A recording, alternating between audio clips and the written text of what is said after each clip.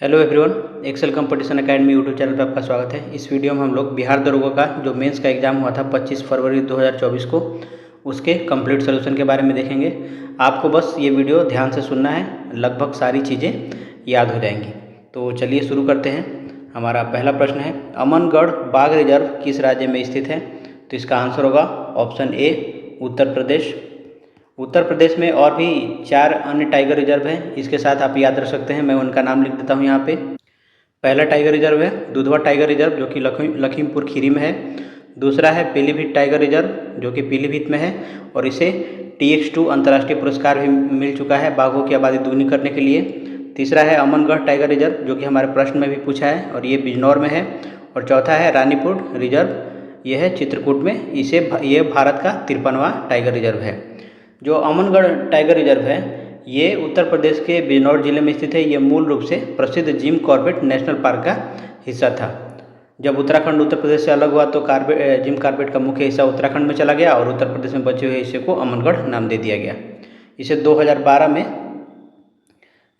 आधिकारिक रूप से टाइगर रिजर्व घोषित किया गया।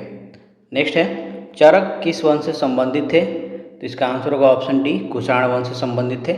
महर्षि चरक प्राचीन भारत के आयुर्वेद के महान विशेषज्ञ और राजवैद्य थे। वे कुषाण वंश के सबसे प्रतापी राजा कनिष्क प्रथम के समकालीन थे और उनके राजवैद्य थे। उन्होंने चिकित्सा शास्त्र पर एक प्रसिद्ध ग्रंथ लिखा था जिसका नाम था चरक संहिता, जिसमें आज भी आयुर्वेद का आधारभूत ग्रंथ माना जाता है। चरक संहिता को भारतीय चिकित्सा पद्धति का विश्वकोश भी कहा जाता है। कनिष्क के दरबार में और भी अन्य रत्न थे, जैसे कि अश्वघोष, जिन्होंने बुद्ध चरित्र की रचना की थी और चतुर्थ बौद्ध संगति के उपाध्यक्ष थे। एक थे वसुमित्र, जो कि महाविभास शास्त्र की रचना की थी और कुंडलोन कश्मीर में हुई चतुर्थ बौद्ध संगति की अध्यक्षता भी की थी। और एक और थे नागार्जुन, इन्हें भारत का आइंस्टीन कहा जाता है। इन्होंने माध्यमिक सूत्र में सापेक्षता का सिद्धांत यानी कि शून्यवाद का सिद्धांत दिया था। नेक्स्ट है, अयोध्या दीपोत्सव 2023 में कितने लाख दिए जलाकर विश्व रिकॉर्ड बनाया गया? तो इसका आंसर होगा ऑप्शन ए, 22 लाख प्लस। अगर सटीक संख्या पूछे आपसे तो ये होगा 22,23,000 से अधिक मिट्टी के दिए जलाकर एक नया गिनीज वर्ल्ड रिकॉर्ड बनाया गया था। नेक्स्ट है, बिहार मानवाधिकार आयोग कब गठित हुआ? तो इसका आंसर होगा ऑप्शन बी, 2000 ईस्वी में। बिहार राज्य मानवाधिकार आयोग का गठन मानवाधिकार संरक्षण अधिनियम 1993 यानी कि BSHRC 1993 की धारा जो है 21 के तहत 3 जनवरी 2000 को किया गया था। हालांकि आयोग ने पूर्ण रूप से कार्य करना 2008 में शुरू किया था, जब इसके औपचारिक सदस्य और अध्यक्ष की नियुक्ति हुई थी। इसका मुख्यालय कहाँ है? पटना में।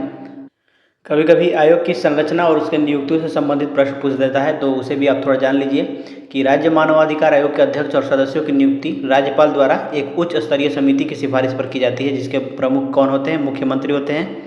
मानवाधिकार संशोधन अधिनियम 2019 के अनुसार राज्य मानवाधिकार आयोग के अध्यक्ष और सदस्यों का कार्यकाल 3 वर्ष या 70 वर्ष की आयु, जो भी पहले होती है। और उसके बाद राष्ट्रीय मानवाधिकार आयोग, इसका गठन 12 अक्टूबर 1993 को हुआ था और प्रत्येक वर्ष 10 दिसंबर को अंतर्राष्ट्रीय मानवाधिकार दिवस मनाया जाता है।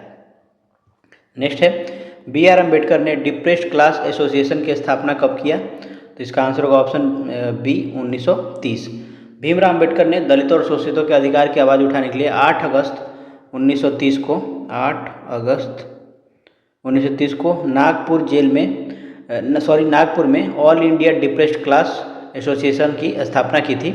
इसी संगठन के बैनर तले उन्होंने अछूतों के लिए अलग निर्वाचन मंडल की मांग की और पुरजोर तरीके से ब्रिटिश सरकार के सामने रखा था। इनके द्वारा अन्य महत्वपूर्ण संगठन और पत्रिकाएं आप याद रख लीजिए। पहला है बहिष्कृत हितकारिणी सभा, जो कि 1924 में बम्बई में अछूतों के बीच शिक्षा और संस्कृति के प्रसार के लिए स्थापना की गई थी। दूसरा मूकनायक 1920 और बहिष्कृत भारत 1927, यह उनके द्वारा शुरू की गई बेहद प्रभावशाली पत्रिकाएं थी। और उसके बाद एक था इंडिपेंडेंट लेबर पार्टी, जो कि 1936 में इन्होंने राजनीतिक दल का गठन किया था और चुनाव भी लड़ा था इससे। उसके बाद पूना पैक्ट 1932, सितंबर 1932 में महात्मा गांधी और डॉक्टर अम्बेडकर के बीच यरवदा जेल में डिप्रेस्ड क्लासेस के प्रांतीय विधानमंडलों में सीटों के आरक्षण को लेकर यह ऐतिहासिक समझौता हुआ था। नेक्स्ट है, उपराष्ट्रपति को पद से कैसे हटाया जाता है? तो इसका आंसर होगा ऑप्शन सी, राज्यसभा के संकल्प के द्वारा। भारतीय संविधान के अनुच्छेद 67 के अनुसार भारत के उपराष्ट्रपति को राज्यसभा के एक ऐसे संकल्प द्वारा पद से हटाया जा सकता है जिसे राज्यसभा के तत्कालीन समस्त सदस्यों के बहुमत ने पारित किया हो और जिसे लोकसभा सहमत हो। इसके लिए राष्ट्रपति की तरह औपचारिक महाभियोग चलाने की आवश्यकता नहीं होती। इस प्रक्रिया को शुरू करने से कम 14 दिन पहले उपराष्ट्रपति को लिखित नोटिस देना अनिवार्य है। इससे संबंधित और फैक्ट्स याद रख सकते हैं कि अनुच्छेद 63 में भारत का एक उपराष्ट्रपति होगा, ऐसा प्रावधान है। और अनुच्छेद 64 में उपराष्ट्रपति राज्यसभा का पदेन सभापति होता है। वह संसद के किसी भी सदन का सदस्य नहीं होता, लेकिन मत बराबर होने की स्थिति में उसे निर्णायक मत देने का अधिकार होता है। और इसके साथ एक फैक्ट याद रख सकते हैं कि उपराष्ट्रपति अपना त्यागपत्र राष्ट्रपति को सौंपता है। नेक्स्ट है, उत्कल दिवस किस राज्य द्वारा मनाया जाता है? तो इसका आंसर होगा ऑप्शन ए, उड़ीसा। 1 अप्रैल को पूरे उड़ीसा राज्य में उत्कल दिवस या उड़ीसा दिवस के रूप में मनाया जाता है। 1 अप्रैल 1936 को तत्कालीन उड़ीसा बिहार और उड़ीसा प्रांत से अलग करके भाषा के आधार पर एक स्वतंत्र प्रांत बनाया गया था। यह भाषाई आधार पर अलग होने वाले शुरुआती राज्यों में से एक था। हमारे राष्ट्रगान में भी जो उत्कल शब्द का प्रयोग इसी क्षेत्र के लिए किया गया है, जैसे कि द्रविड़ उत्कल बंगा। नेक्स्ट देखते हैं, आर्द्रभूमि दिवस कब मनाया जाता है? तो इसका आंसर होगा ऑप्शन बी, 2 फरवरी। 2 फरवरी को विश्व आर्द्रभूमि दिवस मनाया जाता है। इसका कारण यह है कि 2 फरवरी 1971 को कैस्पियन सागर के तट पर स्थित ईरानी शहर रामसर में अंतर्राष्ट्रीय आर्द्रभूमि संधि पर हस्ताक्षर किए गए थे, जिसे रामसर अभिसमय कहा जाता है। इसका उद्देश्य वैश्विक स्तर पर दलदली झीलों और जलभराव वाले क्षेत्रों का संरक्षण करना है।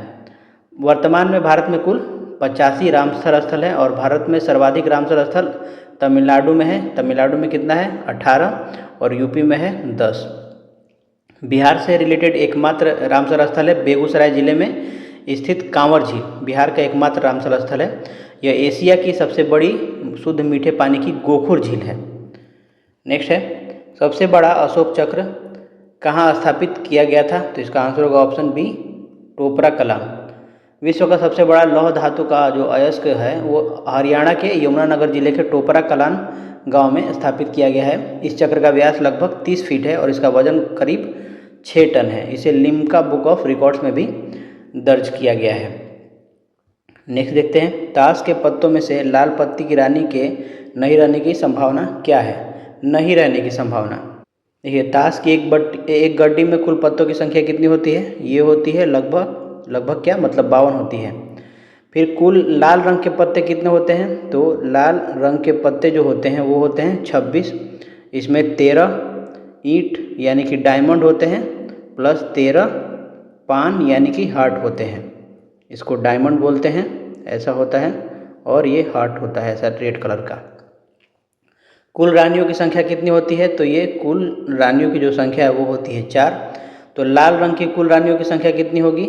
तो वो हो गई 2।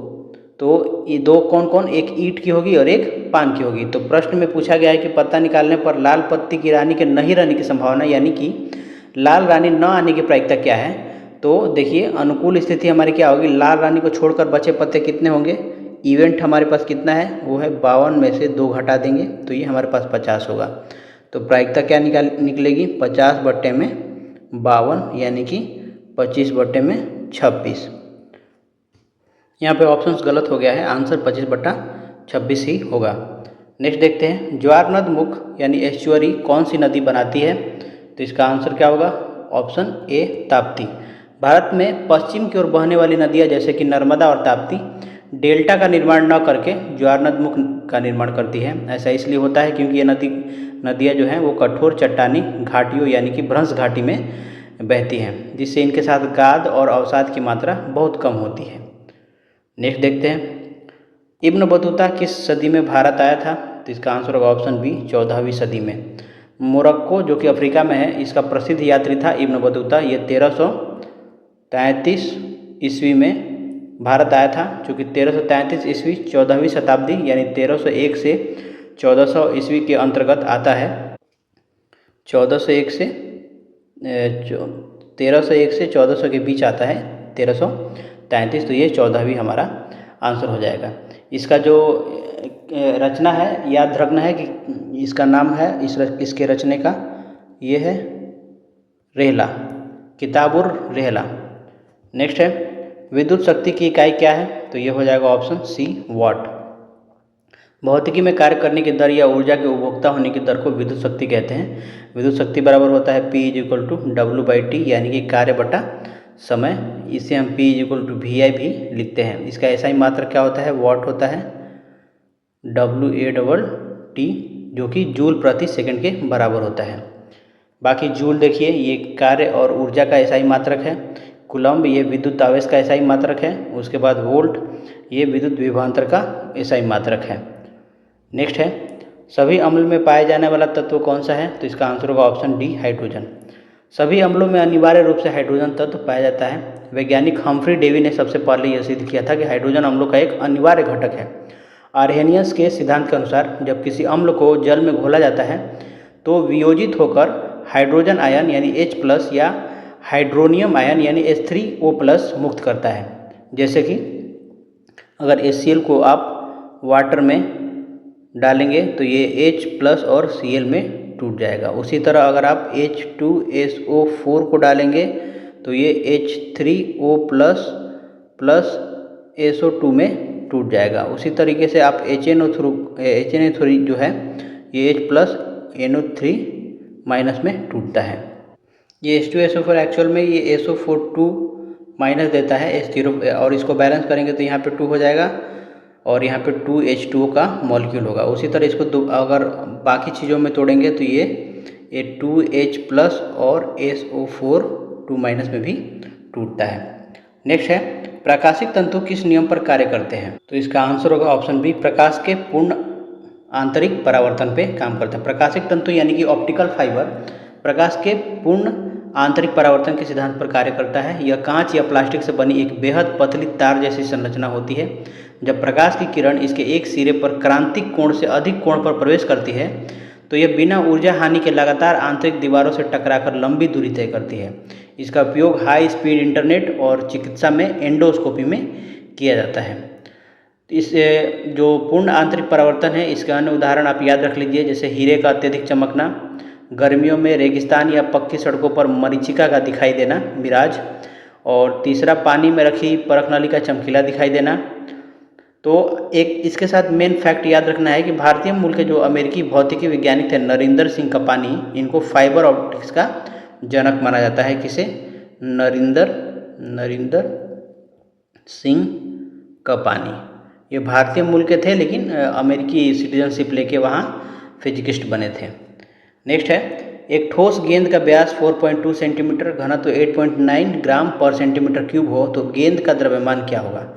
तो देखिए गेंद का द्रव्यमान हमारा क्या होता है, यहाँ पे हमें गेंद का व्यास यानी कि दिया है D = 4.2, तो R हमें क्या मिलेगा, R मिलेगा 2.1 मिलेगा।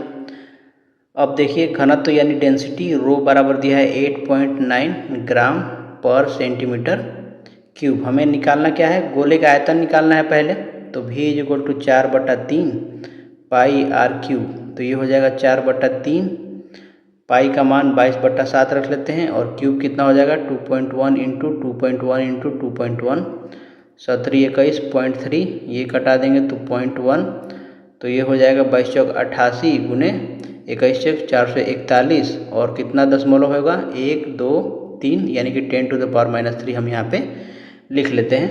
जब हम इसे गुणा करेंगे तो ये आएगा 38.808 सेंटीमीटर क्यूब। हमें निकालना है द्रव्यमान। द्रव्यमान बराबर क्या होता है, मास बराबर वॉल्यूम इंटू डेंसिटी यानी कि आयतन इंटू घनत्व। आयतन दिया है 38.808, घनत्व है 8.9, तो जब हम गुणा करेंगे तो ये आएगा 345.39, जो कि हमारा आंसर हो जाएगा ऑप्शन ये डी वाला। हमेशा याद रखना है ये जो फॉर्मूला है, द्रव्यमान बराबर क्या होता है आयतन गुणे घनत्व। नेक्स्ट है कौन संयोजी ऊतक नहीं है, तो इसका आंसर होगा ऑप्शन डी हार्मोन। कोई ऊतक नहीं है बल्कि यह देखिए हार्मोन कोई ऊतक नहीं है बल्कि यह एक अंतःस्रावी ग्रंथियों द्वारा स्रावित होने वाला एक रासायनिक संदेश वाहक है जो शरीर की विभिन्न क्रियाओं को नियंत्रित करता है। दूसरी ओर आप देखेंगे उपास्थि, इसे इंग्लिश में कार्टिलेज बोलते हैं।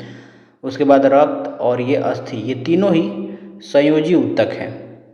ये तीनों ही संयोजी ऊतक हैं जो शरीर के विभिन्न अंगों को आपस में जोड़ने का काम करते हैं। रक्त को और लसिका को तरल संयोजी ऊतक कहा जाता है। रक्त प्लस लसिका अगर आप मिला देंगे तो ये तरल संयोजी ऊतक है। ये प्रश्न बार बार रिपीट होता है। उसके बाद होता है कंडरा। कंडरा को बोलते हैं टेंडन, TENDON, टेंडन। यह मांसपेशी को अस्थि से जोड़ता है। मांसपेशियों को किससे जोड़ता है? अस्थि यानी कि हड्डी के साथ जोड़ता है कंडरा। उसके बाद आता है एक स्नायु। स्नायु को बोलते हैं लिगामेंट। इंग्लिश में भी कभी कभी आ जाता है ये टर्म लिगामेंट। ये जोड़ता है अस्थि को अस्थि से, अस्थि प्लस अस्थि। तो देखिए से क्या होता है? समान। तो अस्थि अस्थि क्या है? समान है, तो ये समान को समान से जोड़ेगा। और कंडरा अलग अलग होना चाहिए, मांसपेशी और अस्थि।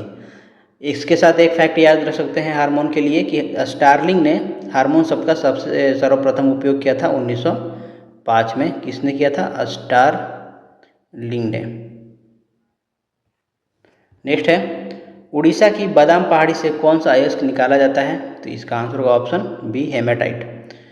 उड़ीसा के मयूरभंज जिले में स्थित बादाम पहाड़ी उच्च कोटि के हेमाटाइट यानी कि लौह अयस्क के खान के लिए प्रसिद्ध है। यहाँ से निकाला गया लोहा मुख्य रूप से बोकारो, जमशेदपुर और राउरकेला जैसे बड़े इस्पात संयंत्रों को भेजा जाता है।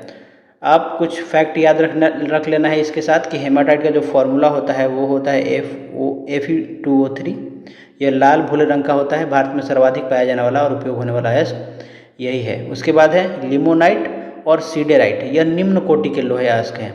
सीडेराइट को आयरन कार्बोनेट भी कहते हैं, Fe2CO3।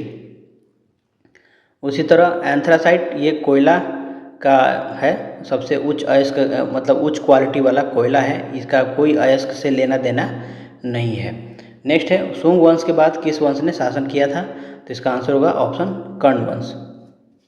मौर्य वंश के अंतिम सम्राट वृद्धरथ की हत्या करके उसके सेनापति पुष्यमित्र शुंग ने 185 ईस्वी पूर्व में शुंग वंश की स्थापना की थी।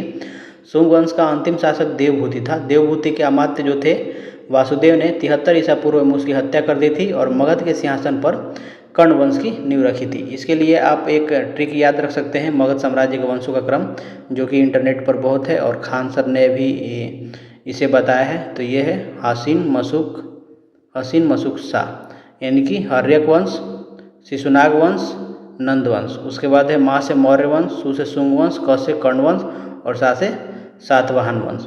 कर्ण वंश के अंतिम राजा सुशर्मा थे, जिनकी हत्या सातवाहन वंश के शासक सिमुक ने की थी और सातवाहन वंश की स्थापना की थी।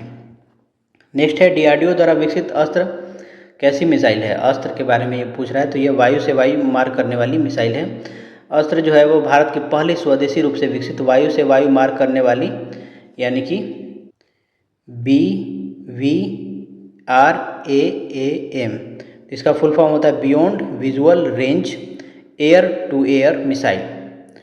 इसे रक्षा अनुसंधान और विकास संगठन यानी DRDO ने तैयार किया है। यह मिसाइल सुखोई 30 MKI और तेजस जैसे लड़ाकू विमानों से अत्यधिक गति से आ रहे दुश्मन के विमानों और ड्रोन्स को हवा में ही नष्ट करने की क्षमता रखते हैं। यह 100 किलोमीटर से अधिक दूरी के लक्ष्य को भेज सकती है। नेक्स्ट है 1916 में कांग्रेस अधिवेशन कहाँ आयोजित हुआ था? तो इसका आंसर होगा ऑप्शन बी, लखनऊ। 1916 का इतिहास प्रसिद्ध भारतीय राष्ट्रीय कांग्रेस का 31वां अधिवेशन लखनऊ में आयोजित किया गया था। इस अधिवेशन की अध्यक्षता किसने की थी? तो इसकी अध्यक्षता की थी अंबिका चरण मजुमदार ने। यह अधिवेशन भारतीय राष्ट्रीय आंदोलन का एक बड़ा टर्निंग पॉइंट था। क्यों? क्योंकि लखनऊ अधिवेशन में दो सबसे बड़ी घटनाएं घटी। पहला, नरम दल और गरम दल का विलय हुआ। बाल गंगाधर और एनी बेसेंट के प्रयास से 1907 के सूरत विभाजन के बाद अलग हुए दोनों धड़े फिर से एक हो गए। दूसरा, कांग्रेस लीग समझौता, लखनऊ पैक्ट, कांग्रेस और मुस्लिम लीग के बीच राजनीतिक सहयोग के लिए समझौता हुआ। इसका बिहार से कनेक्शन क्या है ये भी ध्यान में रखिए कि इसी अधिवेशन में चंपारण के किसान राजकुमार शुक्ल ने महात्मा गांधी से मुलाकात की थी और उन्होंने चंपारण के नील किसानों की दुर्दशा देखने के लिए बिहार आने का नियंत्रण दिया था। नेक्स्ट है कांग्रेस का पहला विभाजन किस वर्ष हुआ? तो इसका आंसर होगा ऑप्शन सी, सूरत अधिवेशन 1907 में। भारतीय राष्ट्रीय कांग्रेस का पहला विभाजन 1907 के सूरत अधिवेशन में हुआ था। इसे इतिहास में सूरत की फूट के नाम से जाना जाता है। इस अधिवेशन की अध्यक्षता किसने की थी? तो ये थे रास बिहारी घोष। रास बिहारी घोष ने इसकी की थी। गरम दल जिसका नेतृत्व लाल बाल पाल कर रहे थे और नरम दल के बीच अध्यक्ष पद के उम्मीदवार और काम करने के तरीकों को लेकर गहरा मतभेद था, जिसके कारण कांग्रेस दो भागों में टूट गई थी। नेक्स्ट है, बिहार के निम्नलिखित जिलों को उत्तर से दक्षिण व्यवस्थित करना है। हमें उत्तर से दक्षिण व्यवस्थित करना है। देखिए इसका आंसर क्या होगा? पहला होगा गोपालगंज, यह सबसे उत्तर में सारण प्रमंडल का हिस्सा है। उसके बाद आता है सिवान, ये भोपाल के ठीक दक्षिण में स्थित है। उसके नीचे है बक्सर, यह गंगा नदी के दक्षिण में स्थित, यह जिला सिवान से नीचे आता है। और उसके नीचे है रोहतास, ये इन चारों में सबसे दक्षिण में झारखंड की सीमा के पास स्थित है। तो आंसर क्या होगा? 1 2 3 4, ऑप्शन हो जाएगा हमारा बी। नेक्स्ट है विषम चुने, नाई दर्जी, ये लोहार है सॉरी, और बढ़ई। तो इसका आंसर ऑप्शन क्या होगा? ऑप्शन हो जाएगा इसका ए। इसका आप देखिए क्या विश्लेषण है, इसके पीछे का तर्क क्या है कि वर्गीकरण के इस तार्किक प्रश्न में आप देखेंगे तो दर्जी, लोहार और बढ़ई तीनों ही किसी न किसी कच्चे माल जैसे कि कपड़ा, लोहा, लकड़ी का उपयोग करके एक नया भौतिक उत्पाद या वस्तु बनाते हैं, जबकि नाई कोई नई वस्तु नहीं बनाता बल्कि वह विशुद्ध रूप से सेवा प्रदान करता है। इसलिए नाई इस समूह में क्या है? ओल्ड होगा। ये सेवा प्रदान करता है और ये सेवा नहीं, ये उत्पाद बनाते हैं, उत्पादक है ये। नेक्स्ट है हमारा लकड़ी, फर्नीचर से संबंधित है, तो गेहूं किससे संबंधित होगा? तो यह एनालॉजी का प्रश्न है। जिस प्रकार लकड़ी कच्चे माल के रूप में उपयोग की जाती है और उसे अंतिम उत्पाद के रूप में फर्नीचर बनता है, ठीक उसी प्रकार गेहूं का उपयोग कच्चे माल के रूप में करके अंतिम खाने योग्य उत्पाद के रूप में रोटी बनाई जाती है। तो हमारा आंसर क्या हो जाएगा? ऑप्शन बी हो जाएगा। यहाँ अनाज जो है वो गेहूँ की श्रेणी में है, न कि उत्पाद, इसलिए रोटी सटीक उत्तर होगा। नेक्स्ट है आपातकाल में कौन सा अनुच्छेद निष्क्रिय नहीं होता? तो इसका आंसर होगा ऑप्शन सी, अनुच्छेद 20 और 21।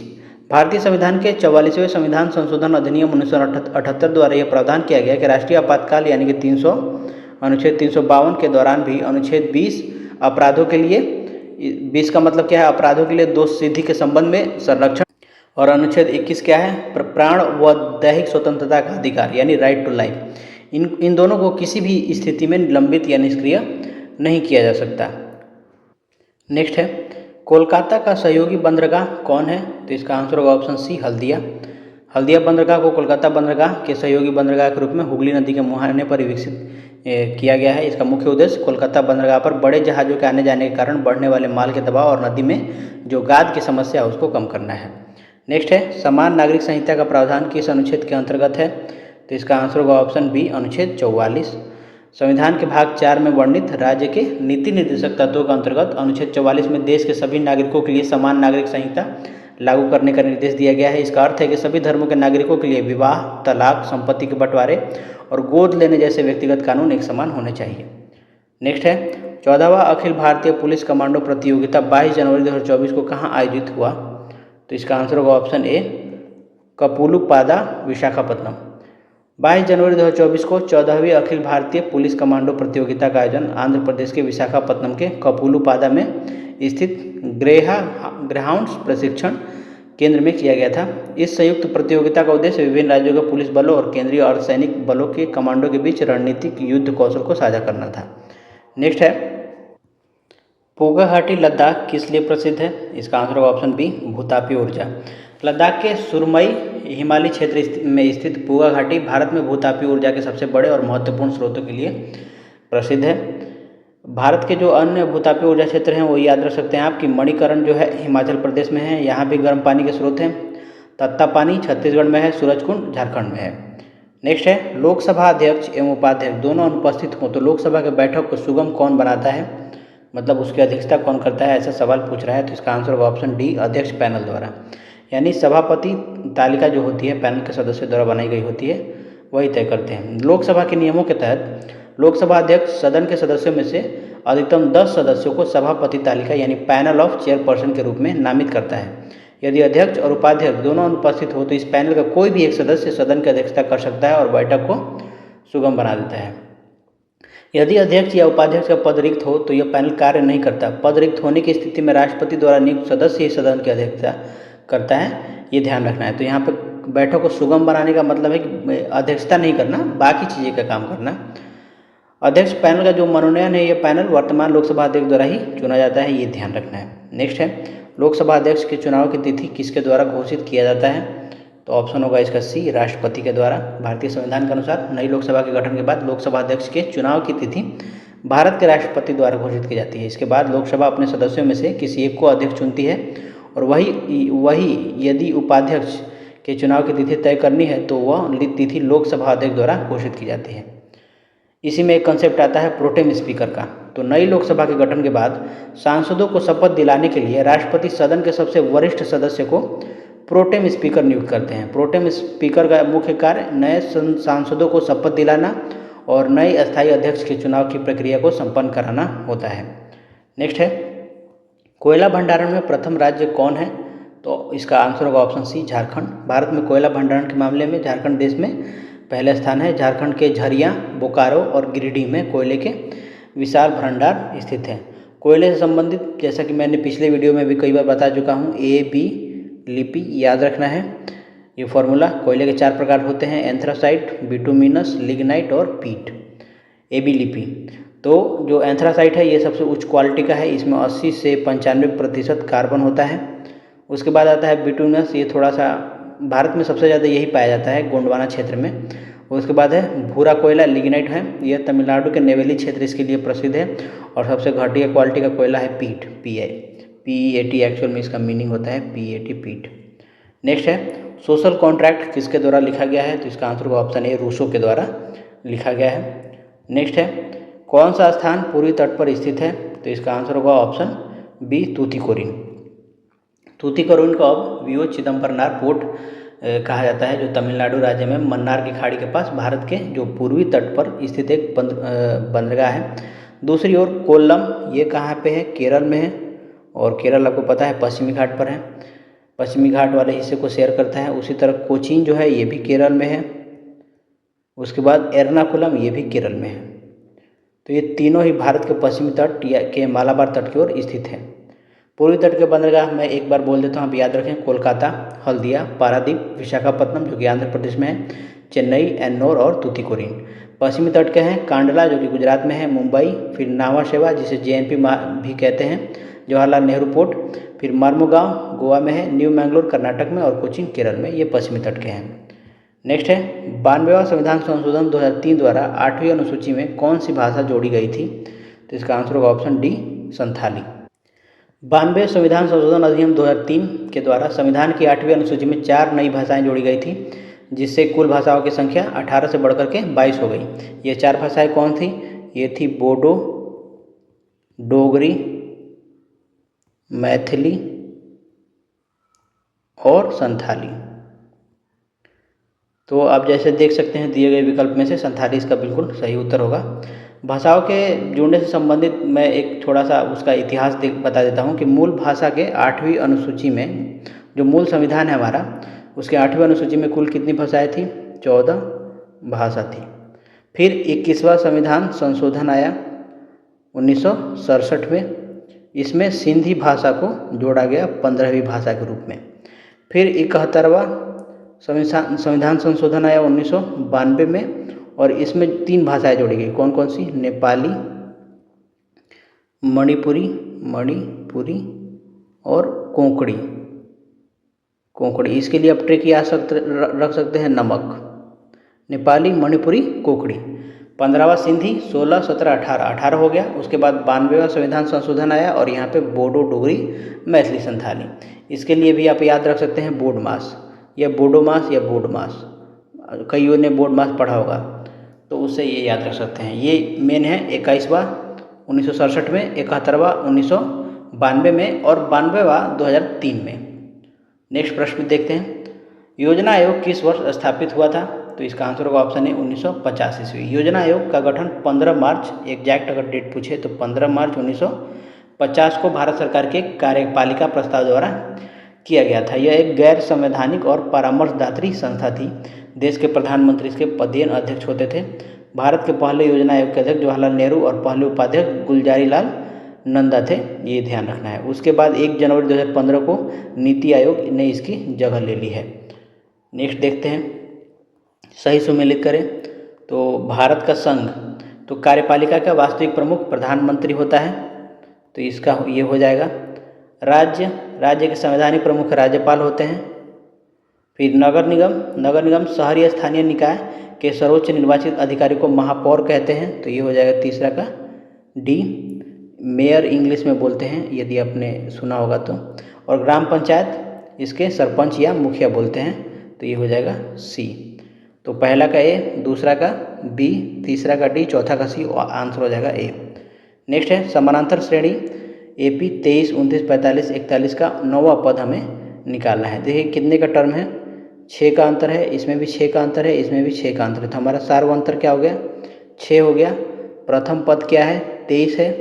9वां टर्म यानी n = 9 के लिए हमें निकालना है, तो Tn बराबर क्या होता है, a + n - 1 × d।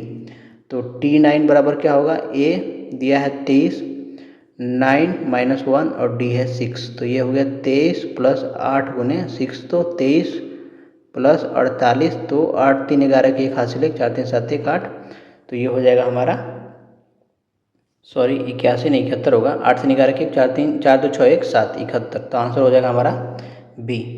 नेक्स्ट है GI टैग किस संस्था द्वारा प्रदान किया जाता है, तो इसका आंसर होगा WTO। तो GI टैग का मतलब जियोग्राफिकल इंडिकेशन टैग अंतर्राष्ट्रीय स्तर पर विश्व व्यापार संगठन यानी कि वर्ल्ड ट्रेड ऑर्गेनाइजेशन के द्वारा एक बनाया गया है, क्या बोलते हैं, समझौता है, जिसका नाम है ट्रिप्स। फुल फॉर्म होता है, मैं पूरा लिख देता हूँ, trade related aspects of intellectual property rights. ये एक्ट 1999 में बनाया गया था। इससे संबंधित आप याद रख सकते हैं कि भारत का पहला GI टैग वर्ष 2004 में दार्जिलिंग चाय को मिला था। GI टैग की जो वैधता होती है वो 10 वर्षों के लिए होती है, जिसके बाद इसे रिन्यू कराना पड़ता है। बिहार के जो प्रसिद्ध टैग हैं वो याद रखना है, मरचा चावल, ये कहाँ का है, ये पश्चिमी चंपारण का है। उसके बाद है शाही लीची, ये आपको पता ही होगा, ये मुजफ्फरपुर का है। उसके बाद है जर्दालू आम, ये है भागलपुर का। उसके बाद है कतरनी चावल, उसके बाद मगही पान और मिथिला मखाना, ये फैक्ट आप याद रख सकते हैं बिहार के संदर्भ में। नेक्स्ट है बक्सर के युद्ध के समय दिल्ली का शासक कौन था, तो इसका आंसर होगा ऑप्शन सी, शाह आलम द्वितीय। यहाँ पे द्वितीय एक्चुअल में लिखना चाहिए। बक्सर का युद्ध कब हुआ था, तो ये 22 अक्टूबर 1764 को लड़ा गया था। इस युद्ध में एक तरफ ब्रिटिश ईस्ट इंडिया कंपनी, जिसका नेतृत्व हेक्टर मुनरो कर रहा था, और दूसरी तरफ 3 भारतीय सत्ताओं की संयुक्त सेना थी। कौन कौन थी वो मैं यहाँ पे लिख देता हूँ। उसमें पहला था मीर कासिम, जो कि बंगाल का अपदस्थ नवाब था। दूसरा था सुजाउद्दौला, यह अवध का नवाब था। और तीसरा था शाह आलम द्वितीय, ये मुगल सम्राट था, या यूँ कहें दिल्ली का सिर्फ शासक था, क्योंकि इसका क्षेत्र विस्तार कम हो गया था। इस युद्ध में अंग्रेजों की जीत हुई थी, जिसके परिणाम स्वरूप 1765 ईस्वी में इलाहाबाद की संधि हुई थी। नेक्स्ट, अध्यक्षात्मक सरकार की विशेषता क्या है, तो इसका आंसर होगा ऑप्शन बी, स्वतंत्र कार्यपालिका। अध्यक्षात्मक शासन प्रणाली, जिसका सबसे उत्तम उदाहरण कौन सा है, अमेरिका है। इसकी सबसे प्रमुख विशेषता स्वतंत्र कार्यपालिका और शक्तियों का पूर्ण पृथक्करण है। इस व्यवस्था में कार्यपालिका यानी कि राष्ट्रपति और उनका मंत्रिमंडल, विधायिका यानी कि संसद और या फिर कांग्रेस के प्रति उत्तरदायी नहीं होती, और न ही कार्यपालिका के सदस्य विधायिका से चुने जाते हैं। राष्ट्रपति का कार्यकाल निश्चित होता है। भारत में कैसी प्रणाली है, तो ये भारत में संसदीय प्रणाली है, और अमेरिका में अध्यक्षात्मक प्रणाली है। नेक्स्ट है, यदि पुलिस को ऐसी लॉप लिखा जाता है तो राइटर को किस प्रकार लिखा जाएगा, तो अब देखिए हमें दिया है पुलिस, ये दिया है ECILOP, तो ये वर्ड यहाँ पे आ गया है, ये यहाँ पे, ये एल इधर सी, यानी कि उल्टा कर दिया है सीधा, समझे। अब तो राइटर को हम वैसे ही लिख देंगे RITER, तो W यहाँ आएगा, फिर R, फिर I, फिर TER, तो रेटी IRW, तो ऑप्शन हो जाएगा हमारा D। नेक्स्ट है प्रश्न आकृति को हमें पूरा करना है। देखिए देखिए ये जो ट्रायंगल है ये सब एक दूसरे के अंदर है, और ऊपर क्या, ये जो रेक्टेंगल है सॉरी, और ऊपर क्या है, रेक्टेंगल है, त्रिभुज है। अब क्या हुआ है कि त्रिभुज आ गया है नीचे, और ये रेक्टेंगल जो आयत है रेक्टेंगल ये आ गया है बाहर।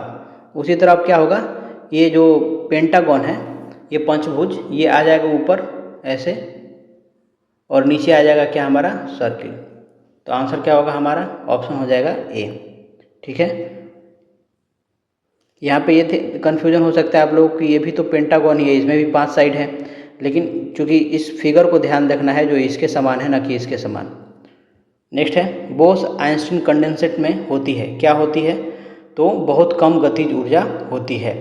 बोस आइंस्टीन कंडेंसेट को पदार्थ की 5वीं अवस्था कहा जाता है। यह अवस्था तब प्राप्त होती है जब किसी गैस को परम शून्य ताप के बेहद करीब तक ठंडा किया जाता है।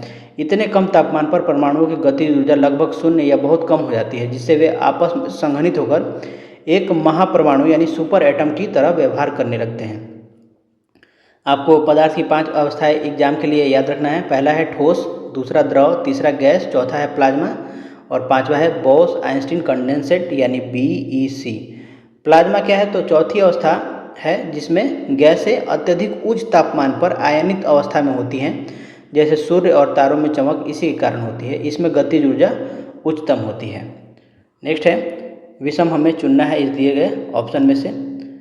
तो आप ध्यान देंगे तो आपको पता चलेगा कि ये जो भी एरो है वो सर्किल की तरफ पहुंच रहा है, इसमें भी पहुंच रहा है, लेकिन इसमें आप देखेंगे तो ये सर्किल से दूर भाग रहा है।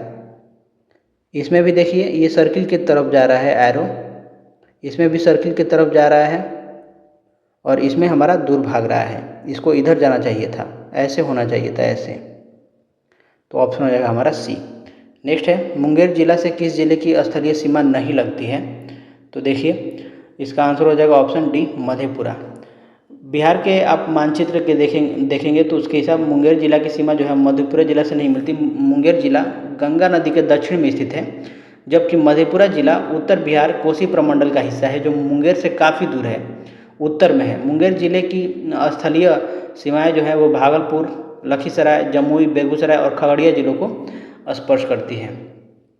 नेक्स्ट है पूर्वी पश्चिमी गलियारा सिलचर को किससे जोड़ता है, तो इसका आंसर होगा ऑप्शन डी पोरबंदर। पोरबंदर कहाँ है, गुजरात में है। तो असम के सिलचर से गुजरात के पोरबंदर तक जोड़ता है। इसकी कुल लंबाई है 3300 किलोमीटर।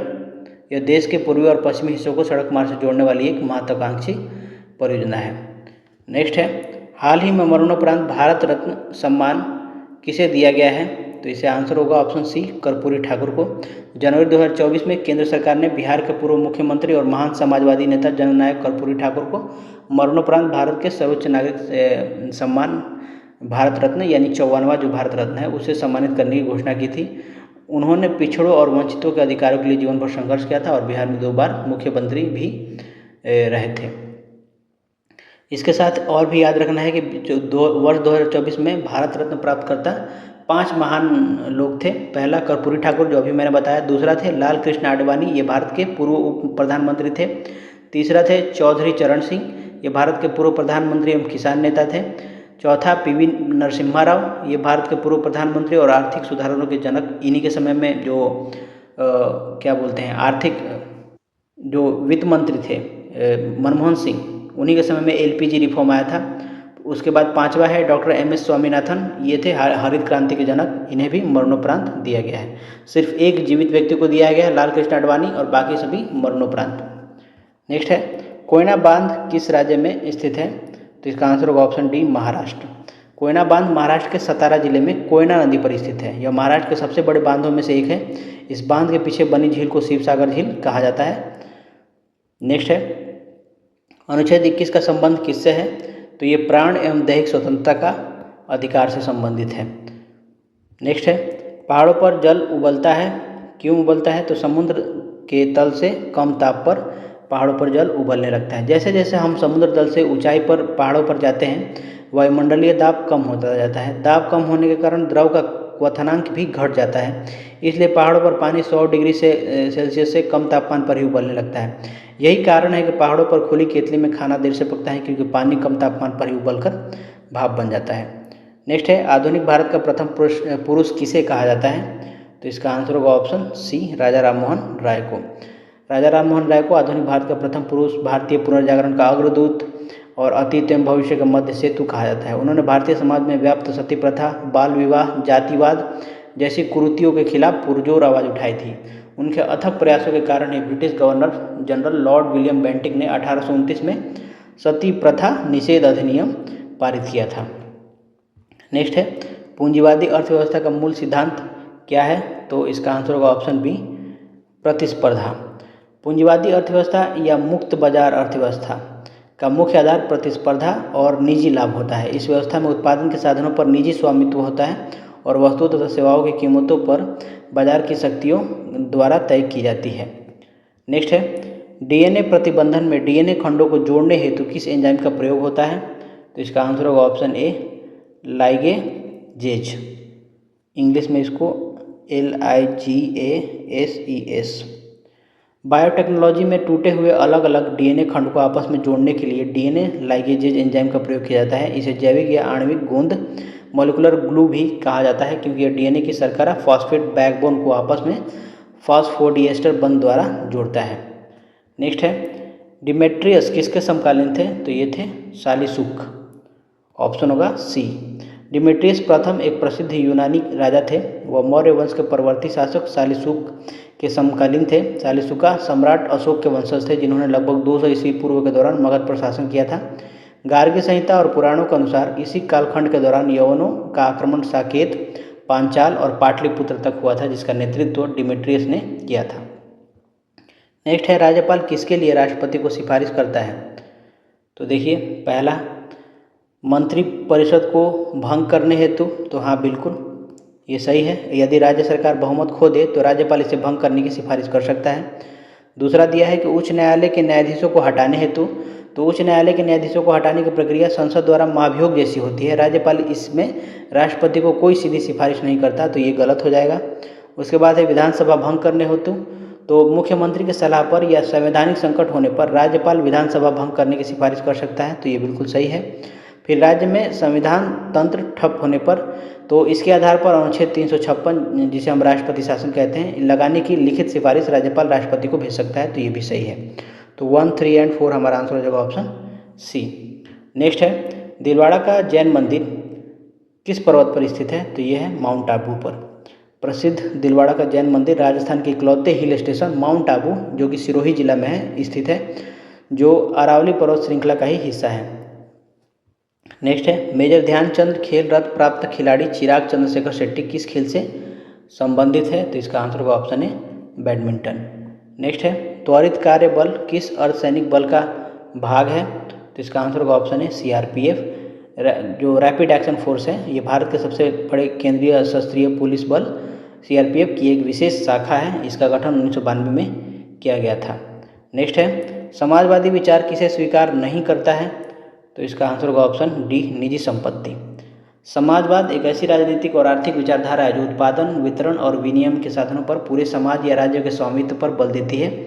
समाजवादी विचारक निजी संपत्ति की अवधारणा को स्वीकार नहीं करते, क्योंकि उनका मानना है कि निजी संपत्ति ही समाज में आर्थिक असमानता, शोषण और वर्गों के जन्म का मुख्य कारण है। नेक्स्ट है अपनी जाति में विवाह करना क्या कहलाता है? तो अपनी जाति में विवाह करना कहलाता है अंतर्विवाह। समाजशास्त्र के सिद्धांत के अनुसार अपने ही सामाजिक समूह, जाति, जनजाति या उपजाति के भीतर विवाह करने के नियम या प्रथा को अंतर्विवाह यानी कि एंडोगैमी, इंग्लिश में एंडोगैमी कहा जाता है। इसके विपरीत अपने समूह या जाति से बाहर विवाह करने की प्रथा को बहिर्गामी यानी कि एक्सोगैमी कहा जाता है। हिंदू समाज व्यवस्था में पारंपरिक रूप से जातिगत अंतर्विवाह और गोत्रगत बहिर्विवाह का नियम रहा है। नेक्स्ट है विषम, हमें इसमें से चुनना है, तो इसका आंसर होगा ऑप्शन बी, सिर और पेट। देखिए इसमें यह जो एनालॉजी और वर्गीकरण पर आधारित प्रश्न दिया गया है। यदि हम विकल्प को जोड़े के शारीरिक संरचना के आधार पर विश्लेषण करेंगे तो हम पाएंगे कि टखना पैर का ही एक निकटतम और जुड़ा हुआ जोड़ या भाग होता है, तो ये उसके हिसाब से जुड़ा हुआ है। फिर हाथ और कलाई को आप देखेंगे तो ये भी कलाई हाथ का एक निकटतम जोड़ है। फिर बाँह और कंधा जो है, ये भी कंधा जो है बाँह का शुरुआती जोड़ है। लेकिन सिर और पेट दो शरीर के दो बिल्कुल अलग, स्वतंत्र और दूर स्थित अंग है, इनके बीच कोई सीधा भौतिक जोड़ नहीं होता। तो हमारा आंसर हो जाएगा बी। नेक्स्ट है, भारत का इलेक्ट्रॉनिक राजधानी के रूप में प्रसिद्ध है। तो इसका आंसर क्या होगा? इसका आंसर होगा ऑप्शन बी, बेंगलुरु। कर्नाटक की राजधानी बेंगलुरु को भारत की इलेक्ट्रॉनिक राजधानी और सिलिकॉन वैली भी कहा जाता है। नेक्स्ट है, इसमें एक चीज़ याद रख सकते हैं कि जो मुंबई है इसे हम भारत की वित्तीय राजधानी और सूती वस्त्रों की राजधानी कहते हैं। उसके बाद आप कोलकाता को देखें तो ये महलों का शहर और आनंद का शहर कहा जाता है, सिटी ऑफ जॉय। और चेन्नई जो है वो एशिया का डेट्रॉइट है, यानी ऑटोमोबाइल उद्योग का यहाँ पे भरमार है। नेक्स्ट है, मुगल काल में पूरे राज्य का वित्त व्यवस्था कौन अधिकारी देखता था? इसका आंसर होगा ऑप्शन ए, दीवान। इसको दीवाने आला भी बोलते थे। नेक्स्ट देखते हैं, 2s2 + O2 बराबर 2SO3 ऊष्माक्षेपी है तो हमें बताना है कि क्या होगा। तो देखिए ऑप्शन डी, उच्च दाब, उत्प्रेरक और निम्न दाब। सल्फर डाइऑक्साइड से सल्फर ट्राइऑक्साइड बनाने की अभिक्रिया को हम ली चैटेलियर के सिद्धांत पर आधारित है। ये देखिए, इसका पूरा नाम मैं लिख देता हूँ यहाँ पे, ली चैटेलियर। ये सल्फर डाइऑक्साइड है और ये सल्फर ट्राइऑक्साइड है। यहाँ पे O3 है, यहाँ पे O2 है। तो अब देखिए इसमें चूँकि अभिक्रिया ऊष्मा जो है वो मुक्त करती है, इसलिए कम तापमान अनुकूल होता है ताकि साम्यावस्था अग्र दिशा में विस्थापित हो। तो ये 100 यहाँ पे लिखा हुआ ऑलरेडी, ये ऊष्माक्षेपी है। दाब के बारे में देखिए, अभिकारक के जो अणुओं की संख्या है 2 + 1 = 3, ये उत्पाद के अणुओं से 2 अधिक है। अतः उच्च दाब लगने पर अभिक्रिया कम आयतन या अणुओं की दिशा में तेजी से बढ़ती है। तो इस संयुक्त प्रक्रिया को हम संपर्क विधि भी कहते हैं, जिसका उपयोग सल्फ्यूरिक अम्ल बनाने में होता है। नेक्स्ट है, कौन सा कथन असत्य है? तो इसका आंसर होगा ऑप्शन सी, मिश्रण 2 या 2 से अधिक पदार्थों के रासायनिक संयोजन से बनता है। तो रसायन विज्ञान के नियमों के अनुसार जो ये हमारा विकल्प दिया है ये पूरी तरीके से गलत है, क्योंकि मिश्रण कभी भी रासायनिक संयोजन से नहीं बनता, बल्कि यह 2 या 2 से अधिक पदार्थों को किसी अनुपात में भौतिक रूप से मिलाने पर बनता है, जैसे हवा, बारूद या नमक पानी का घोल। दूसरी ओर यौगिक जो है हमेशा 2 या 2 से अधिक तत्वों के निश्चित अनुपात में रासायनिक संयोजन से बनता है, और यौगिक के गुण उसके मूल तत्वों से पूरी तरीके से भिन्न होते हैं, जैसे हाइड्रोजन और ऑक्सीजन मिलकर तरल पदार्थ पानी बनाते हैं। नेक्स्ट है, सैडल पीक किस द्वीप पर अवस्थित है? तो इसका आंसर होगा ऑप्शन है, उत्तरी अंडमान द्वीप पर अवस्थित है।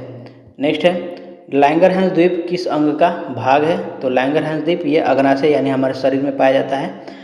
ये दूसरी सबसे बड़ी ग्रंथि अग्नाशय में पाई जाने वाली कोशिकाओं का एक समूह है। यह अग्नाशय का अंतःस्रावी भाग होता है। इसकी खोज जर्मन रोग विज्ञानी पॉल लैंगरहैंस ने की थी, इसी कारण इसका नाम यह पड़ा था। इसमें मुख्य रूप से 3 प्रकार की कोशिकाएं होती हैं जो सीधे रक्त से हार्मोन स्रावित करती हैं। पहला है बीटा कोशिका, इनसे इंसुलिन हार्मोन निकलता है जो रक्त में ग्लूकोज की मात्रा को नियंत्रित करती हैं और इंसुलिन की कमी से मधुमेह रोग होता है। दूसरा है अल्फा कोशिका, इनसे ग्लूकागन हार्मोन निकलता है जो रक्त में ग्लूकोज का स्तर बढ़ाता है।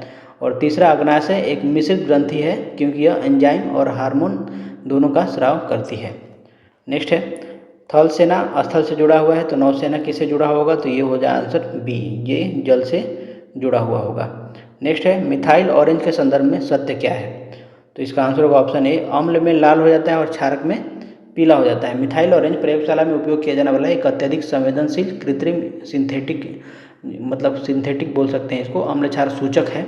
इसका अपना वास्तविक रंग उदासीन माध्यम में नारंगी होता है, और जब इसे किसी अम्लीय विलयन में मिलाया जाता है तो इसका रंग बदलकर लाल हो जाता है। जब इसे किसी क्षारीय विलयन में मिलाया जाता है तो इसका रंग बदलकर पीला हो जाता है। बाकी अब लिटमस पत्र के बारे में पता ही होगा, नीले लिटमस को लाल कर देता है अम्ल, और अम्ल जो है लाल लिटमस को नीला करता है, ये क्षार है। तो बाबा एसिड, इसका एक था बाबा एसिड देखकर लाल हो गए, ब्लू एसिड हो जाएगा रेड, और बाकी जो बचेगा वो क्षार के लिए हम टिक लगा सकते हैं। चाहे हम ऐसा भी याद रख सकते हैं, अनिल जो है अम्ल नीले को लाल करता है।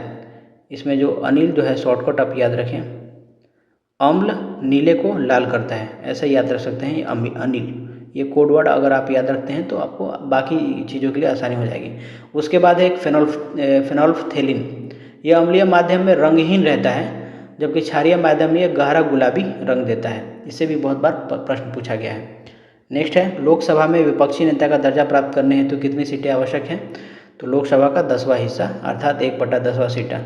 तो चूंकि हमारे अभी 543 सीट हैं टोटल, तो इसका 1/10 निकालेंगे तो ये होगा 54.3। तो 0.3 में तो आदमी होंगे नहीं, तो इसको हम मान लेंगे 55, यानी 55 सीटें जिसके पास होंगी वो विपक्ष का नेता कहलाएगा।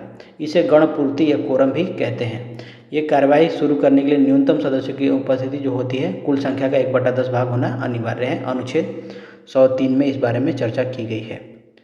नेक्स्ट है, अंतर्राष्ट्रीय न्यायालय में कुल कितने न्यायाधीश होते हैं? तो ऑप्शन होगा बी, 15 होते हैं इसमें। नेक्स्ट है, न्यायालय किस मामले में हस्तक्षेप नहीं कर सकता? तो इसका आंसर होगा ऑप्शन पहला, चुनावी क्षेत्र का परिसीमन, और दूसरा पंचायतों में सीट का आवंटन। ये दोनों ही ऐसे हैं जिसमें न्यायालय हस्तक्षेप नहीं करेगा। ये काम जो है चुनाव आयोग का है। देखिए, अनुच्छेद 329 में इसके बारे में वर्णन है चुनावी क्षेत्र के परिसीमन के बारे में, कि इसके तहत निर्वाचन क्षेत्रों के परिसीमन या ऐसे निर्वाचन क्षेत्रों में सीटों के आवंटन से संबंधित किसी भी कानून की वैधता को न्यायालय में चुनौती नहीं दी जा सकती।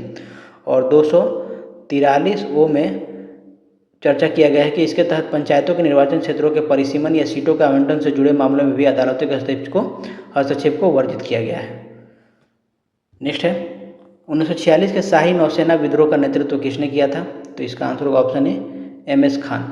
18 फरवरी 1946 को बॉम्बे में रॉयल इंडियन नेवी के भारतीय नाविकों ने खराब भोजन, नस्लीय भेदभाव और कम वेतन के खिलाफ एक ऐतिहासिक विद्रोह किया था, जिसे शाही नौसेना विद्रोह कहा जाता है। इस विद्रोह के संचालन के लिए नाविकों ने एक केंद्रीय नौसेना हड़ताल समिति का गठन किया, जिसके अध्यक्ष थे MS खान चुने गए। और विद्रोहियों ने जहाज़ों पर ब्रिटिश झंडे उतारकर कांग्रेस, मुस्लिम लीग और कम्युनिस्ट पार्टी के झंडे फहरा दिए थे।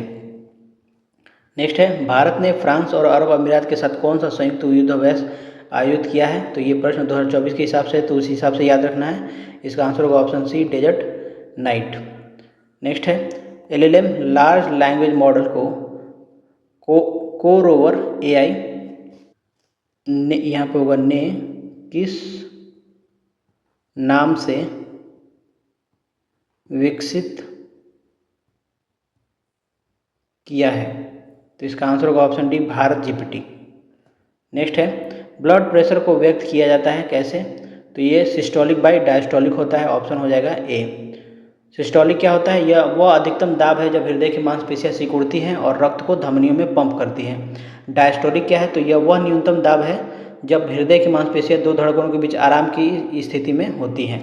तो ये होता है 120/80 mm/Hg। एक स्वस्थ मनुष्य का जो ब्लड प्रेशर है वो इतना होना चाहिए। नेक्स्ट है, दूसरी सबसे बड़ी पाचन ग्रंथि कौन सी है? तो इसका आंसर होगा ऑप्शन डी, अग्नाशय।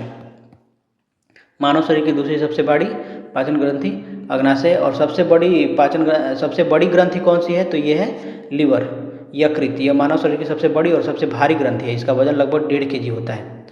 नेक्स्ट है, मुक्त रूप से गिरती हुई पिंड की ऊर्जा तो क्या होगी? ये स्थिर रहती है। ऊर्जा संरक्षण के नियम के अनुसार ऊर्जा को न तो नष्ट किया जा सकता है, न ही उत्पन्न किया जा सकता है। इसे केवल एक रूप से दूसरे रूप में बदला जा सकता है। जब कोई पिंड मुक्त रूप से ऊपर से नीचे गिरता है तो ऊंचाई घटने के कारण इसकी स्थितिज ऊर्जा लगातार घटती जाती है, लेकिन उसका वेग बढ़ने के कारण उसकी गतिज ऊर्जा उसी अनुपात में बढ़ती जाती है। इस प्रकार गति के प्रत्येक बिंदु पर पिंड की कुल यांत्रिक ऊर्जा यानी कि स्थितिज ऊर्जा प्लस गतिज ऊर्जा ये हमेशा स्थिर रहती है। नेक्स्ट है, मानचित्र पर किसी समतल आकृति की सीमा रेखा का पता लगाकर उसका क्षेत्रफल मापने वाला उपकरण कौन सा है? तो इसका आंसर होगा ऑप्शन सी, प्लानिमीटर। प्लानिमीटर एक विशेष प्रकार का गणितीय और वैज्ञानिक उपकरण है जिसका उपयोग इंजीनियरों, सर्वेक्षकों और मानचित्रकारों द्वारा किसी भी मानचित्र, ब्लूप्रिंट या समतल सतह पर बनी अनियमित या जटिल आकृतियों के सटीक क्षेत्रफल को मापने के लिए किया जाता है। इसकी सुई को आकृति की सीमा रेखा पर घुमाया जाता है जिससे यह क्षेत्रफल की गणना कर देता है। हाइग्रोमीटर क्या है? यह वायुमंडल की आपेक्षिक आर्द्रता मापने वाला यंत्र है।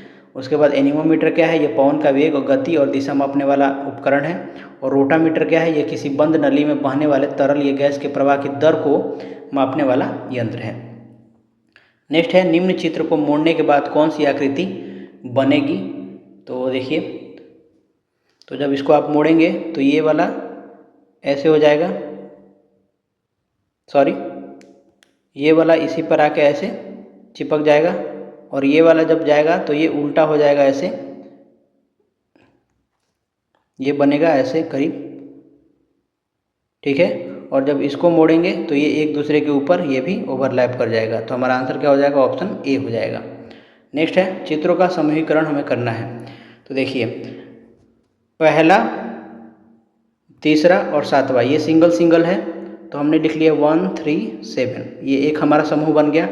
दूसरा देखिए दो दो किस में है, इसमें दो है, इसमें दो है, इसमें दो है, सॉरी ये वाला नहीं लेंगे, ये इंटरसेक्शन वाला हम ले रहे हैं। ये दो, इसमें दो है इंटरसेक्शन और इसमें दो है इंटरसेक्शन।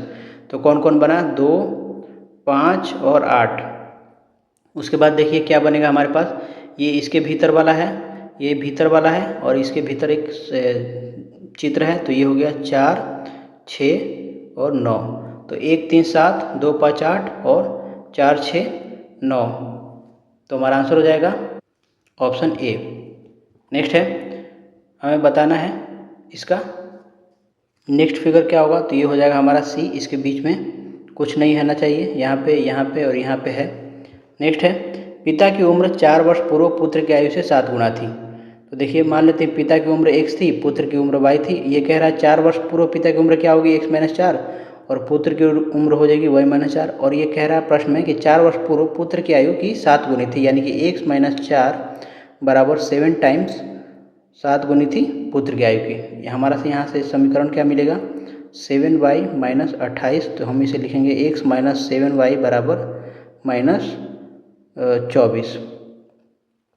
देखिए वर्तमान में पिता की आयु पुत्र की आयु का 4 गुना है, यानी x बराबर कितना है, 4y है। तो पुत्र की आयु वर्तमान में क्या है, अब x का मान यहाँ पे अगर हम रख देंगे 4y - 7y बराबर -24। तो ये होगा -3y बराबर -24, माइनस से माइनस कैंसिल, y बराबर हमें मिलेगा 8। इस 8 को यहाँ पर रखेंगे तो x होगा 32।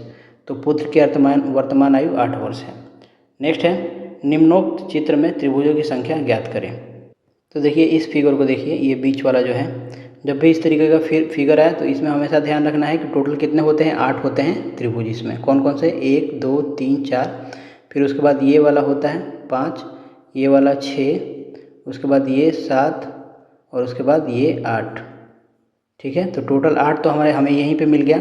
उसके बाद इसको देखिए, ये हो गया 9, इसको देखिए ये हो गया 10, उसके बाद ये छोटा वाला 11, ये छोटा वाला 12, 12 के बाद क्या होगा देखते हैं। तो इतना ही हमारा आंसर हो जाएगा ऑप्शन ए। पूरब की ओर 40 मीटर चला, पुनः दाएं मुड़ा और 60 मीटर चला, फिर बाएं मुड़ा और 40 मीटर चला, तो उसकी प्रारंभिक दूरी एवं अंतिम बिंदु के बीच की दूरी ज्ञात करें। सबसे पहले आप दिशा बना लें, ईस्ट वेस्ट नॉर्थ और साउथ। ए यहाँ पे है, मान लीजिए ये 40 मीटर चला है पूरब की ओर और उसके बाद दाएं मुड़ा है, यानी कि दाएं इधर मुड़ेगा, 40 मीटर चला, दाएं मुड़ा और 60 मीटर चला, तो 60 मीटर हमने इसे चला दिया। फिर वह बाएं मुड़ता है, यानी कि मेरा दाएं इसके बाएं होगा, तो ये इधर मुड़ता है और कितना चलता है, 40 मीटर चलता है फिर से। तो उसकी प्रारंभिक दूरी और अंतिम बिंदु के बीच की दूरी हमें बतानी है, यानी कि यहाँ से लेकर के यहाँ वाला जो हमारा मान होगा ये बताना है। देखिए ये 40 है, ये 40 है, तो ये हमारा 2 भागों में बढ़ जाएगा, ये मिड पॉइंट हो जाएगा, तो ये हो गया 30, तो ये 30 ये 40, तो ये हमारा कितना हो जाएगा 50। उसी तरह ये भी कितना हो जाएगा हमारा 50, तो ये हो जाएगा ऑप्शन सी हमारा 87 का सी 100 मीटर। नेक्स्ट है आशीष की तरफ इशारा करते हुए विनोद कहता है कि इसकी पत्नी मेरी पत्नी की इकलौती पुत्री है, तो आशीष विनोद से किस प्रकार संबंधित है। तो विनोद मान लेते हैं यहाँ पे है, आशीष की तरफ इशारा कर रहा है और कहता है कि इसकी पत्नी इधर हम बनाते हैं, आसान होगा हमारे लिए। इसकी पत्नी है, मेरी पत्नी की इकलौती पुत्री है, तो पुत्री है किसकी, सॉरी गोल कर देते हैं, पत्नी, इसकी शादी हुई होगी किससे, विनोद से। विनोद की पत्नी की इकलौती पुत्री है ये आशीष की पत्नी, तो आशीष विनोद से कैसे संबंधित है, तो आशीष जो है वो विनोद का दामाद लगेगा, तो ऑप्शन हो जाएगा हमारा बी। नेक्स्ट है एक व्यक्ति किसी वस्तु को 15% की हानि पर और दूसरी वस्तु को 20% की लाभ पर बेचता है। वस्तु को बेचने पर न तो हानि होती है न ही लाभ होता है, तो दोनों वस्तु का विक्रय मूल्य 28,000 रुपये था। तो दोनों वस्तु के क्रय मूल्य का अंतर कितना होगा। तो देखिए शर्त क्या है कि न लाभ होता है और न हानि। इसका अर्थ यह है कि पहली वस्तु पर हुई हानि दूसरी वस्तु पर हुए लाभ के बिल्कुल बराबर है। तो मान लेते हैं पहली वस्तु का क्रय मूल्य क्या है C1 है और दूसरी वस्तु का क्रय मूल्य क्या है C2 है। तो C1 का 15% C2 के 20% के बराबर होगा। ठीक है, आप समझे। मैं फिर से बोलता हूँ कि पहली वस्तु पर हुई हानि दूसरी वस्तु पर हुए लाभ के बिल्कुल बराबर होगी, तभी उसे न तो लाभ होगा न ही हानि होगी। यहाँ से हमने C1/C2 निकाल लिया क्या 20/15 यानी कि 4/3। क्रय मूल्य का अनुपात मिल गया 4:3। अब देखिए विक्रय मूल्य दिया है पहली वस्तु का, दोनों वस्तु का विक्रय मूल्य दिया है 28,000।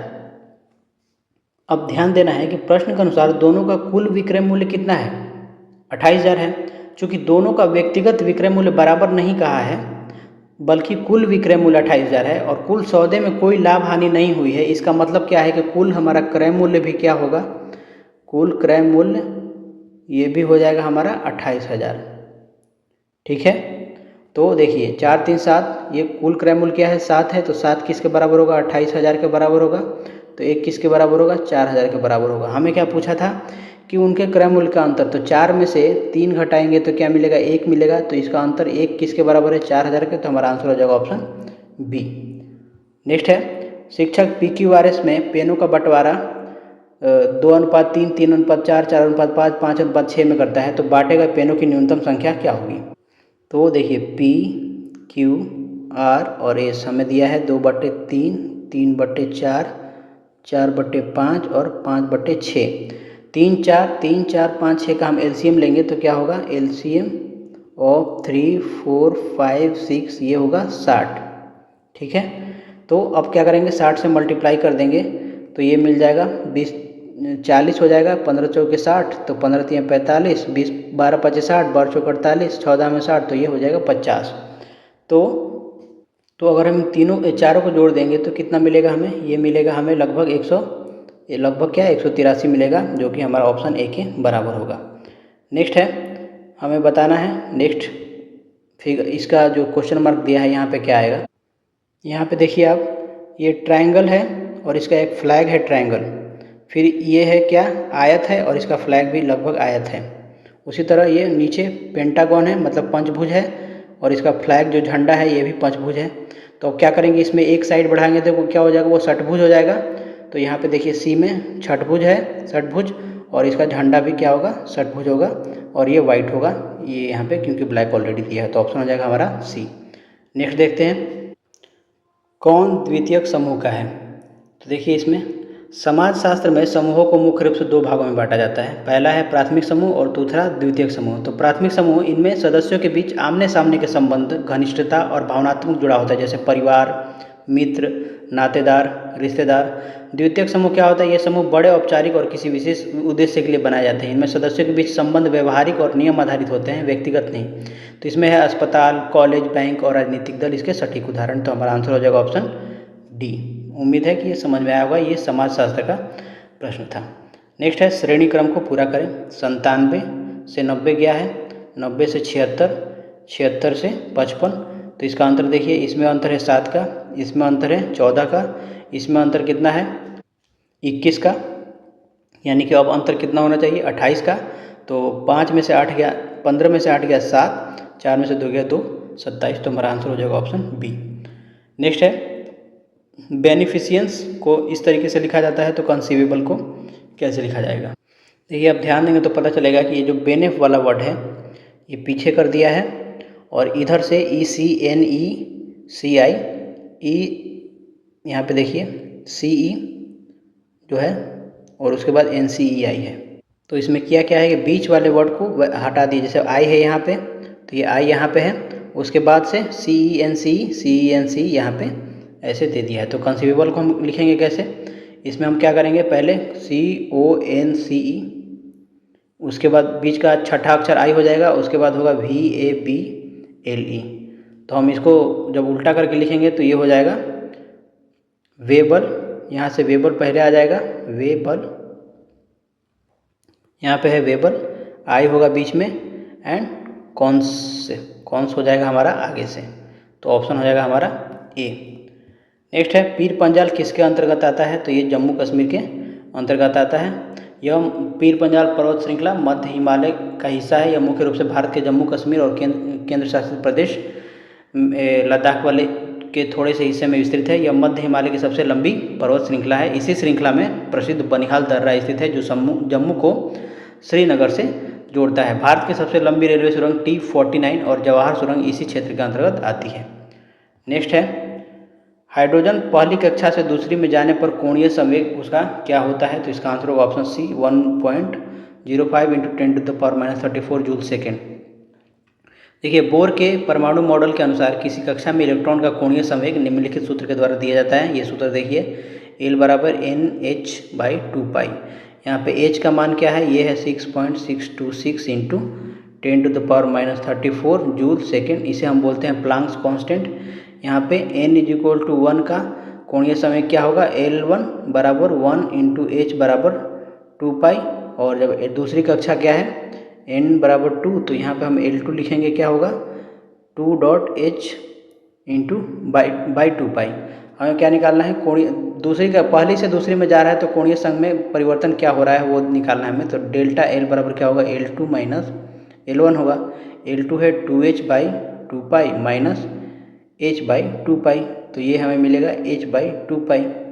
अब देखिए h का मान रखिए ऊपर 6.626 × 10⁻34 बटे में क्या हो 2 × 3.1416 पूरा रखिए। मैंने कैलकुलेटर यूज किया है, इसका आंसर आएगा 1.05 × 10⁻34 जूल सेकेंड। तो ऑप्शन हो जाएगा सी। नेक्स्ट है AZCXFU, तो इसके आगे क्या होगा A1। देखिए इसमें A1 क्या करना है, AZ क्या है, इन दोनों का सम 27 है। C3X24 तो इसका भी सम 27 है। F6U21 इनका भी योगफल क्या है 27 है। तो उसके बाद हमें देखना है कि यहाँ पे क्या होता है, 1 के बाद क्या है 3, 3 के बाद क्या है 6, तो इसमें देखिए +2 का अंतर है, इसमें +3 का, तो इसके बाद क्या आएगा +4 का अंतर होगा, यानी F6 तो Z10 होगा। और Z10 होता है तो यहाँ पे 17 आना चाहिए ताकि 27 हो जाए, तो ये हो जाएगा हमारा Q17। तो JQ हमारा क्या हो जाएगा, आंसर हो जाएगा ऑप्शन A। नेक्स्ट देखते हैं DTEUGWZ, और उसके बाद का 2 अल्फ़ाबेट हमें बताना है। तो देखिए इसमें 2 सीरीज है, एक है DEGJ, ये वाला देख रहे हैं ना आप, DEGJ, जे के बाद क्या आएगा, ये नेक्स्ट टर्म आएगा यहाँ वाला X वाला, मान लेते हैं यहाँ पे कुछ भी है। उसके बाद एक टर्म है DTU, T के बाद U, U के बाद W, U के बाद W, W के बाद है Z, Z के बाद ये वाला टर्म आएगा यहाँ वाला यहाँ पे। तो D क्या है 4E5G7 J10, तो इसमें 1 का अंतर है, इसमें 2 का अंतर है, इसमें 3 का अंतर है, तो अगले वाले में क्या अंतर होगा 4 का, तो यहाँ पे क्या हो जाएगा 14। तो 14 किसका होता है, N का होता है। इसमें देखिए T20 U21 W23 Z26, इसमें 1 का अंतर है, इसमें 2 का अंतर है, इसमें 3 का अंतर, तो इसमें कितना होगा 4 का अंतर। Z के बाद 4 कितना, सॉरी यहाँ पे D ही आएगा मेरे ख्याल से, N और D, ये ऑप्शन मैंने गलत लिखा है शायद, इसका आंसर होगा N और D। नेक्स्ट है BDFACJLN, B होता है T, B2 का होता है D4 F6 A1 C3 E5 J10 L12 N14। तो नेक्स्ट बताना है हमें क्या होगा। देखिए इन सब में तो इसमें अंतर आप देखेंगे तो 2-2 का है, ठीक है, 2-2 का अंतर है। इसमें क्या हो रहा है, हमें ये ध्यान देना है कि 2 से 1 घटाए तो 1 गया, 4 में से 1 घटाया, फिर 6 में से 1 घटाया। तो उसी तरह हम क्या करेंगे, 10 में से 1 घटाएंगे तो ये होगा 9, 12 में से 1 घटाएंगे तो 11, 14 में से 1 घटाएंगे तो 13, तो 9 2 11 11 तो 13। 9 किसका होता है I9 J10 K11 IK और M13, तो IKM आंसर हो जाएगा ऑप्शन A। लास्ट क्वेश्चन है संगम साहित्य में मूवेंदार में कौन 3 राज्य का वर्णन है, तो इसका आंसर होगा ऑप्शन है चोल चेर और पांड्य। संगम काल के तमिल साहित्य में मूवेंदार शब्द का प्रयोग किया गया है, जिसका शाब्दिक अर्थ होता है 3 राजा या 3 प्रमुख। यह शब्द दक्षिण भारत के 3 शक्तिशाली राजवंशों के लिए प्रयुक्त होता था, चोल चेर और पांड्य। आपको इन तीनों राज्यों के राजकीय चिन्ह अक्सर परीक्षाओं में बहुत पूछे जाते हैं, तो याद रख सकते हैं। चोल का होता है बाघ, चेर का होता है धनुष और बाण, और पांड्य का होता है मछली। तो पांड्य राजाओं के संरक्षण में ही तीनों प्रसिद्ध संगम सम्मेलन का आयोजन किया गया था, ये भी ध्यान रखना है। तो बस इस वीडियो में इतना ही था। मिलते हैं इसके अगले वीडियो में, तब तक के लिए धन्यवाद। जय हिंद।